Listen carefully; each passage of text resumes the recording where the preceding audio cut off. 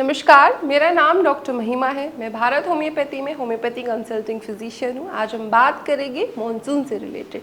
अब weather change हो रहा है तो मॉनसून आने के साथ ही जो अस्थमा की जो सिम्टम है उनमें बढ़ावा आना शुरू हो जाता है।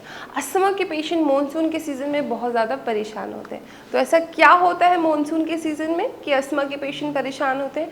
क्योंकि आपके जो टेम्परेचर में सडन ड्रॉप होता है। अभी तो बहुत ज़्यादा गर्मी हो रही थी और अचानक से जो टेम्परेचर है वो कम हो गया और आपको थोड़ा ठंडा महसूस होने लगा है। इसकी वजह से जो अस्थमेटिक पेशेंट की जो बॉडी होती है, उनके जो एयर पैसेजेस है वो इस बदलाव को सस्टेन नहीं कर पाते और उनका जो बढ़ावा उनके लक्षण में आना शुरू हो जाता है। तो पहला रीज़न ये हुआ। दूसरा रीज़न होता है कि मॉनसून के सीज़न में ह्यूमिडिटी और डैम्पनेस दोनों ही बहुत ज़्यादा होती है और इसकी वजह से जो अस्थमा के पेशेंट की दिक्कतें बढ़ने लगती है।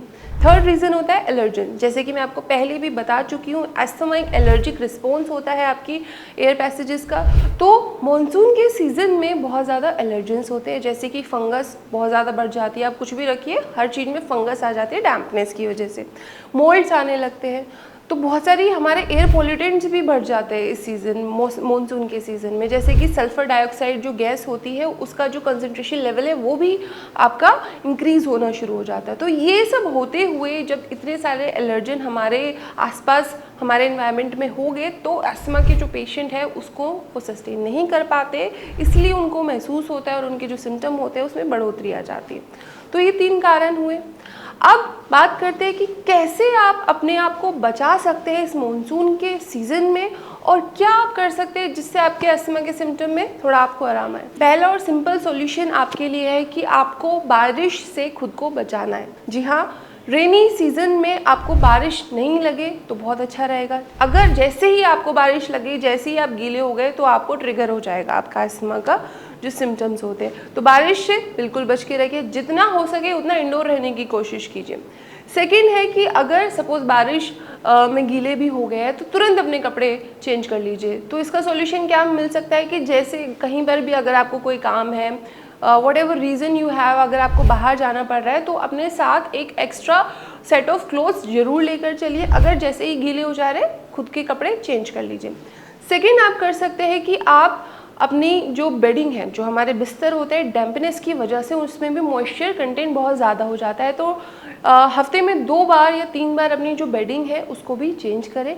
जब आप कपड़े सुखाने के लिए डाल रहे हैं वो भी थोड़े गीले रह जाते हैं, मॉइस्चर ज़्यादा रह जाता है और एलर्जन उनमें कैप्चर हो जाते हैं। इसीलिए एयर ड्राई जरूर करें अपने कपड़ों को अच्छे से और अच्छे से उनको आयरन भी कर ले, जिससे उनकी जो नमी है वो बिल्कुल ख़त्म हो जाए।